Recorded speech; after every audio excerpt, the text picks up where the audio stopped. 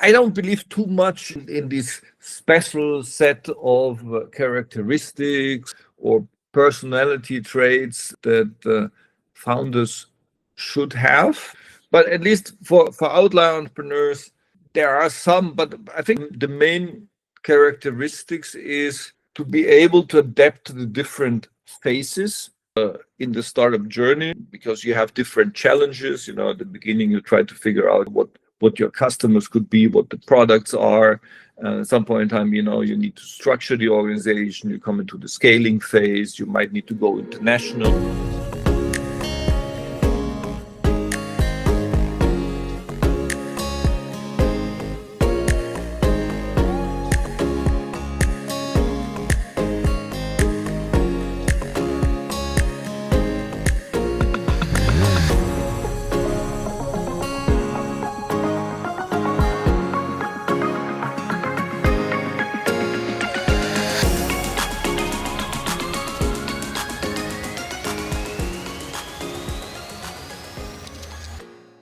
So here is a question we don't ask enough. What happens when a professor starts incubating founders and also gets obsessed with outliers, heuristics, and startup weirdness? Today's guest is not just another academic. Tracxn Lechner is the professor of entrepreneurship and director of Department of Business and Management at Louis University in Rome. He has built PhD programs, launched incubators, created public-private funding tools, and from what I have heard, has a soft spot for teams that don't follow the rules. Hi, everyone. Welcome to School to Startup, brought to you by Tracxn, the private market intelligence platform supporting the global startup ecosystem for over 12 years. Through our university partnerships, we collaborate with institutions driving the innovation and entrepreneurship. And in this series, we spotlight the academic leaders shaping the moment. I'm Harish, your host today, and joining us is Tracxn Lechner. Thank you for coming. Welcome to the show. Thank you for having me. So, Tracxn, before we dive in, you have built incubators, coached founders, and mentored PhD students. What's more unpredictable, startup founders in a pitch mode or PhD students in existential crisis? It's very similar because it's kind of an uncertain journey. Both is. I think both PhD and entrepreneurs. Well, entrepreneurs a bit less because they're more overconfident, most likely.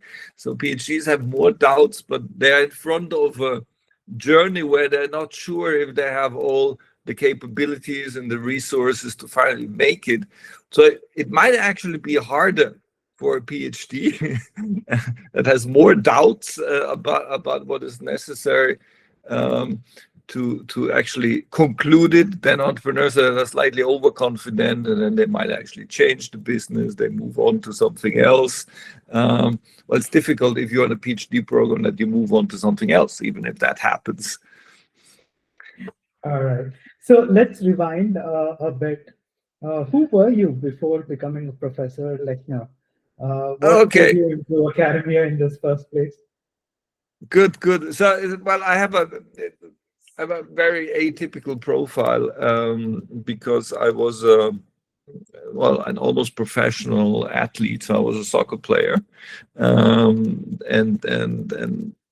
I always had been studying, but basically I had a professional career as a goalkeeper, and then I focused more on my studies. I got an MBA from University of Georgia, worked a little bit in TV, and then I got a call from one of my ex-professors and asked me if I didn't want to do a PhD, and I said, yeah, absolutely, but I want to do it on entrepreneurship, and that was it was at the end of the 90s actually. And he said, yeah, that's cool. And so he was a yes professor. No one is doing entrepreneurship in Europe. But my real goal was actually to found my own companies. So my father was a serial entrepreneur, so I was pretty much used to that. And so during my PhD, I co-founded 4 companies, only to realize then that I really like to do teaching and research. But I have to say that this initial experience, and then I exited from those companies. They were very, very helpful in framing and setting up entrepreneurship programs. So I think this experience was really vital. And then I started with entrepreneurship. I mean, I think we set up in 1997 one of the first entrepreneurship programs in Germany. And so there was a lot of experimentation because there were no established methods. There were some textbooks from the US, but I always say, how do you do research on entrepreneurship? And at the beginning it was really easy because every time when I felt like half naked in the classroom, I knew that I have a research topic. So that was the initial journey, and then so I got my PhD. I moved on to France, where when I moved to France, entrepreneurship was not a real topic, but there we developed interesting things. We developed a successful entrepreneurship program. At some point in time, we launched the incubator of the business school of Toulouse Business School.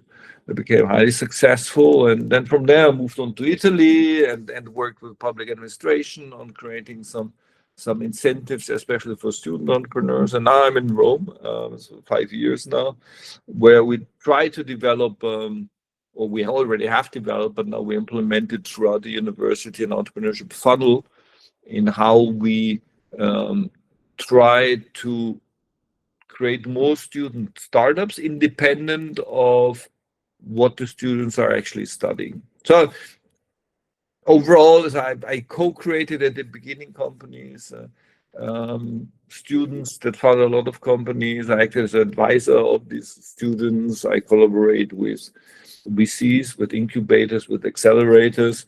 Entrepreneurship is my theme. Great. So you have worked across many countries. So what have those cross-country journeys taught you about building entrepreneurial ecosystems? That most likely they start with the same issues, and then obviously you have particular context variables that shape the ecosystem. I mean, what they all have in common, if you have a functional ecosystem, it's based on usually existing technologies in the region. It's based on strong universities, human capital, and willingness to work together. Then what you have is that, if you think about the different actors in an ecosystem, you could say ideally you would have a defined role or space that every type of actor should take in the ecosystem. But in reality, the type of space that actors are taking depends on what others are offering. To say, if you are a university in the Silicon Valley, you could say, well, the only role that the university should have is develop high potential profiles in terms of technology, or even in terms of management, because everything else is done by actors in the ecosystem. But in very early ecosystems, sometimes the role of the university is much bigger. So it might be the education of entrepreneurs. It might be also creating some forms of financial aids to get them off the ground, advisory that usually would be somewhere outside. So the role that each actor takes depends on what is already in the system, and it's but also the adaptation over time to find their roles in the system. I think that's pretty important. And then obviously it's the willingness to really develop something together. Because sometimes you have the ingredients, but they do not fuse. So they don't come together, and then nothing works out. Even if on paper everything seems to be in place, if they're not related to the other, if they do not collaborate, if they do not mutually adjust them to the others, then nothing will happen. Very interesting. This is why we love these conversations, real stories and real insights. For our viewers, if you're enjoying this episode, go ahead and like, comment, and subscribe to the Tracxn YouTube channel and hit that bell icon so you never miss an episode. Right. Christian, you've studied outlier startup teams, right? So beyond resumes, what surprising traits show up in the really high performing ones? Okay. I don't believe too much in this special set of characteristics or personality traits that founders should have. But at least for outlier entrepreneurs, there are some. But I think the main characteristics is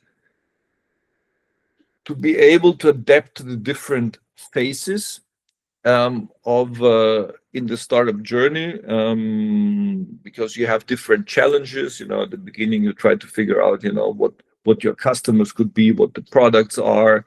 At some point in time, you need to structure the organization. You come into the scaling phase. You might need to go international. If you're a European startup, the single national market might not be big enough, and so the ability to learn and the ability to adapt is really important. And then there are different phases, because there are some paradoxes when you create a company. On one hand, you might have a big vision, okay, but you cannot go there directly. So I think one of the characteristics that I have seen is, at the beginning, I call it the courage to make yourself small. Okay, what I'm trying to say with that, when you're a startup, you are small. I mean, you have 0 customers. Now, one of the temptations might be, okay, you say, oh, here's this big market, and you try to go to this big market. But the mass market doesn't come in a Christmas box. That's what I call it. You don't find them, so you need to get there somehow. And also, in terms of positioning, in terms of being recognized as someone, you need to be very specific. That means you need to have the courage to make yourself small, to focus on one particular aspect of the product, on one particular segment of the market. And that takes a lot of courage, because you see all the opportunities. You're afraid of losing some of them if you don't follow up with them. But the courage to make you small is important, and that allows you to focus. But then once that you focus, you also need to have the courage to accelerate and really go for it. So you need to kind of dominate that space that you have entered, and you cannot do that by serving very different segments, being not focused. So on one hand, the courage to make yourself small while keeping a vision to become big. And so I was saying, a good entrepreneur is a fox with a vision. So foxes, they jump from one opportunity to the other, but they should have a vision where they want to go. So it's a lot of being flexible, adaptable, having the courage to be small at the beginning, but then the willingness to win and become big. Very interesting. So let's talk about heuristics. So how can founders use those decision shortcuts smartly without getting reckless? Okay. So I think there's a general misunderstanding to look at heuristics as simplified decision making. Okay. which is not. I mean, startups, they act by definition in the context of uncertainty. Okay, usually when we talk about startups, we talk more about market uncertainty. So now, if we have market uncertainty, and so there are a lot of unknowns,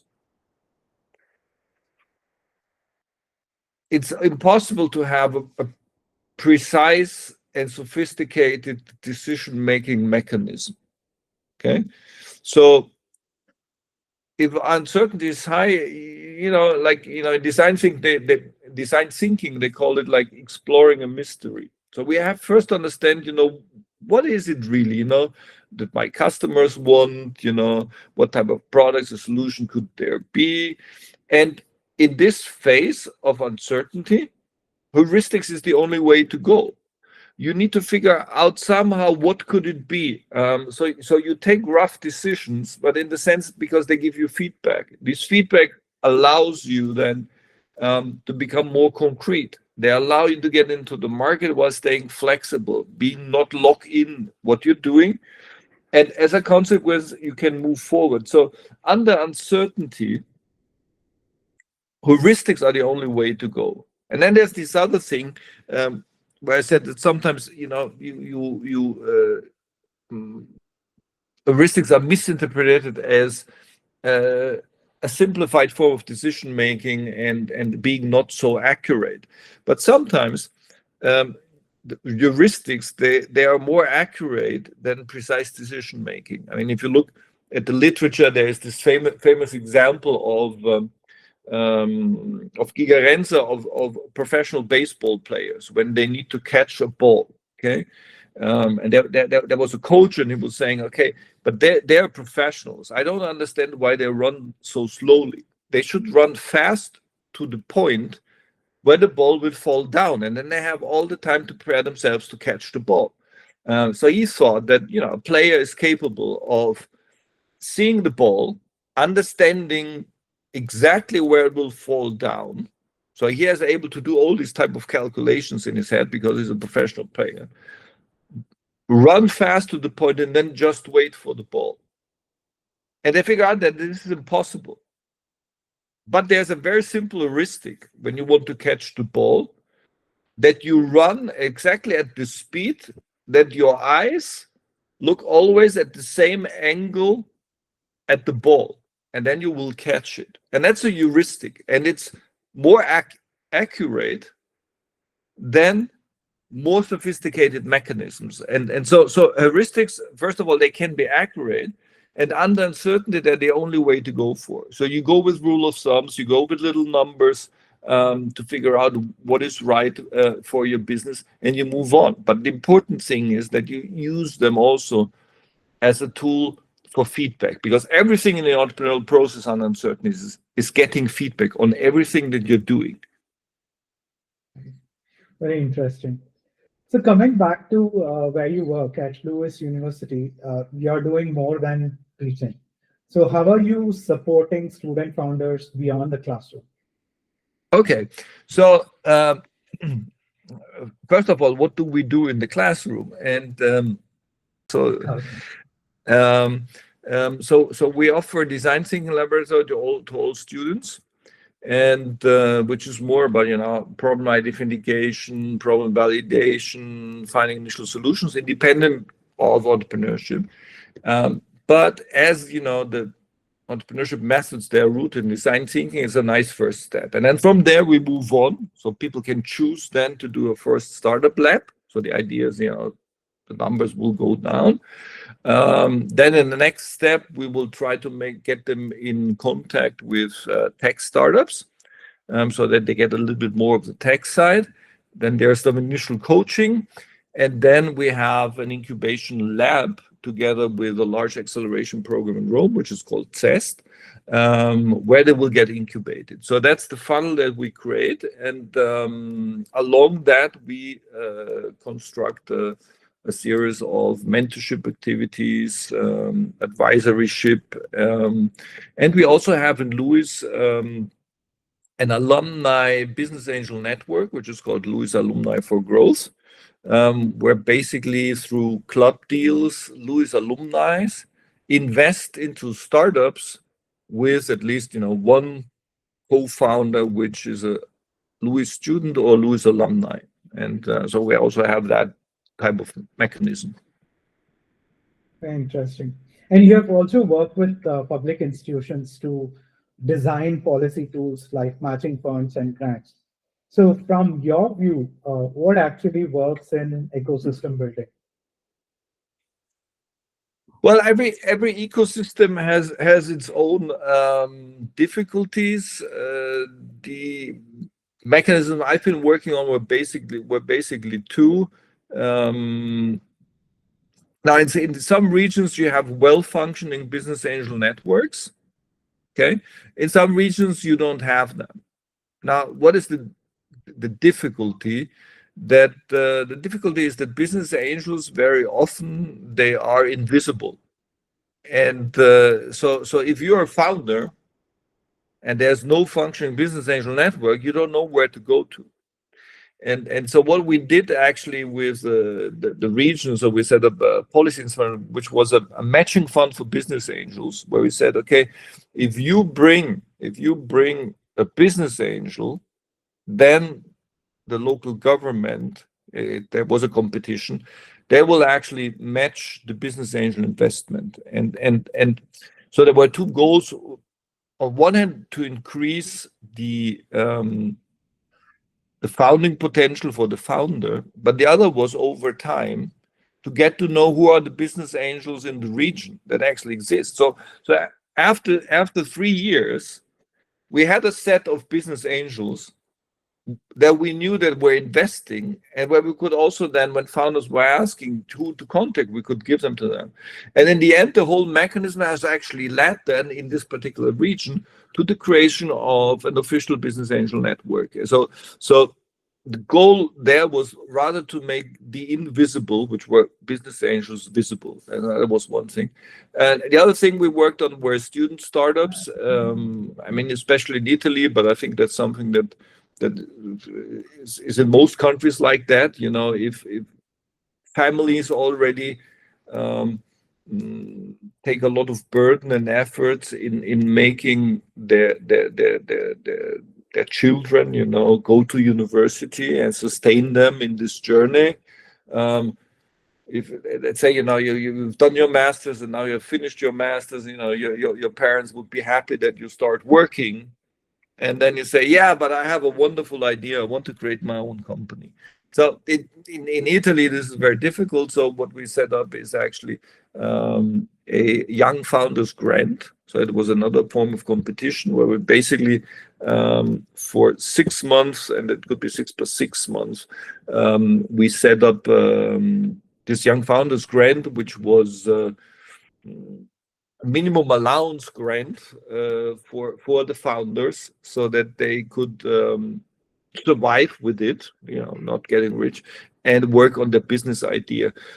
But the main mechanism was that they had a good excuse with the parents, because if you're young and you start a company, we will always talk to the parents. And now they had a good excuse and say, okay, yeah, I know that I'm not starting working how you think about it, but I have this young founders grant and just let me explore it.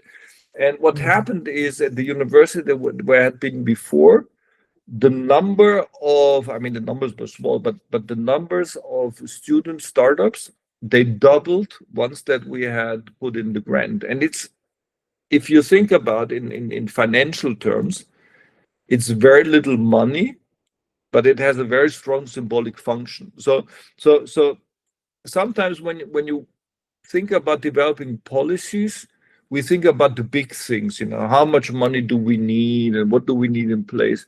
But sometimes it's not a question of money, it's rather the message that you send, the effects that you create, which might be relatively dependent on how much money you actually put in for a specific program. Very interesting. So, what's the weirdest startup pitch or founder ritual you have ever seen? I mean, you don't have to take names, so just vibes.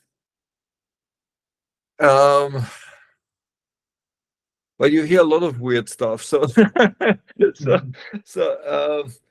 it's difficult to pick one. But I think what they pitch in the beginning is not so important. It's rather the transformational journey that they made. And I had once a startup, and I always like to state that in the end they didn't realize it completely. They were already um, they were quite far, but actually their first pitch was a radar golf ball.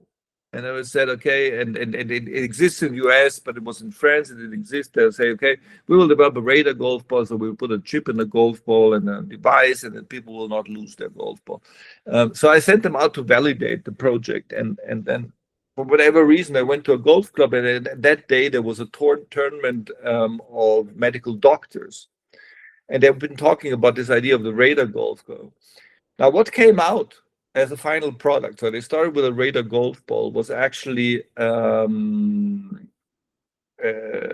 blood bags. So the bags to transport blood with the chip that would, on one hand, give all the information about the blood and monitor the temperature during the transport. And that was because in France there were some cases at point in time about um, wrong labeled blood for blood transfusion and problems with the stability of the blood because there were temperature drops during transport. So it's rather what I like is the surprise when you transform an additional idea to something very different. You know, if you think about moving from a radar golf ball to something that can save lives, that's an astonishing journey. So I don't overvalue initial ideas. It's rather the team is capable to work on that and then be able, based on feedback, to completely change what they're doing. Very interesting. So, for students or academics dreaming of launching something, what advice would you give as they step into this wild and evolving space? Um, I would say there's really one important quality, and Adam Grant, the organizational psychologist, he calls it confident humility. So a lot of people say you need to be humble, and then they talk about humble and whatever they are, but they are not. So, but confident humility is really you're confident that you will make your way, but you are humble to learn, to take feedback seriously, to not fall into confirmation bias, to not be too proud about the initial idea that you have that you need to defend, but really put yourself on a learning journey on which you want to progress, but where you also have the option to exit when you see that you ended up in a dead end street. And I think that that's the most important thing, and that requires a lot of self-awareness, being humble enough to say, okay, it doesn't work out, being humble enough to say, okay, the idea that I had was completely wrong, but I got all this valuable feedback that helped me to move into another direction, that helped me to move on. It helped me to find better people that will work in my startup with me, that helped me to make my startup better. I have found these co-founders that help me. So I think it's that what really matters. And the other thing is that you should really like the project that you're doing, and you really want to make this project a success. Because the economic success in an entrepreneurship project, it's like a collateral effect. If your project really works out, then the economics will follow, unless you have a very bad business model. So you should be focused on really realizing this type of project, and that means you should really care about the project that you try to develop. Amazing. And then finally, where can people go to follow your work, check out your research, or see what you're building next?